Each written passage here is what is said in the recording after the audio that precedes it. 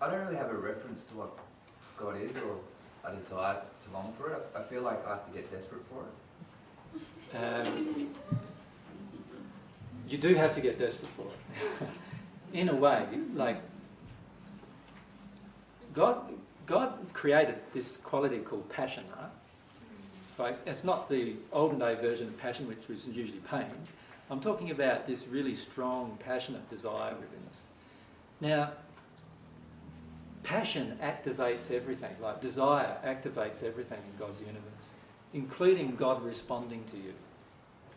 So at some point, each of us need to come to actually, in our soul, in this part of us, start having a desire or passionate longing for God. Now, we can do that without really knowing who God is at this point. One of the passionate desires we can have is actually coming to understand who God is. So that can be a passionate desire in itself. Now, if you had a passionate desire to understand God, what would you do?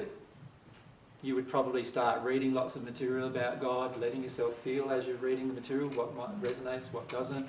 You know, you probably read through the Paget messages, you read through channeled material that's about divine love, and you start connecting with God.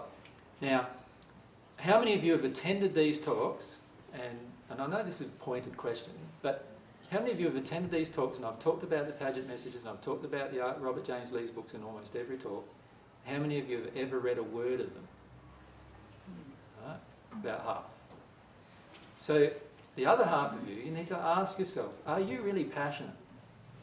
Are you really passionate about coming to know the truth? Not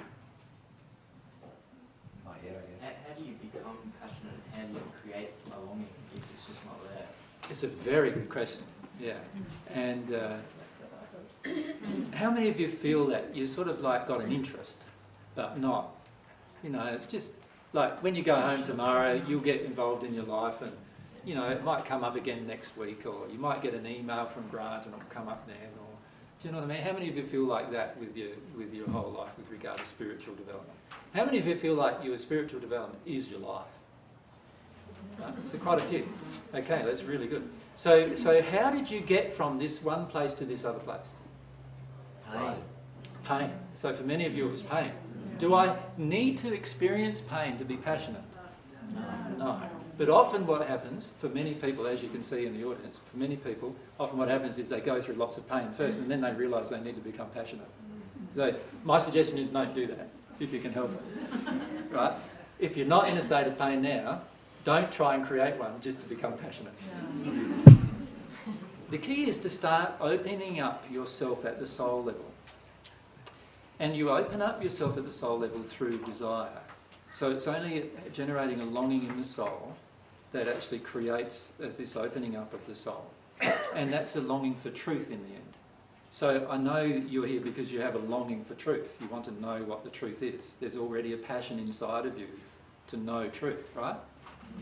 So what you do is you find out all the things that you are passionate about and then sit down with all of that and let yourself feel about how you generated those passions.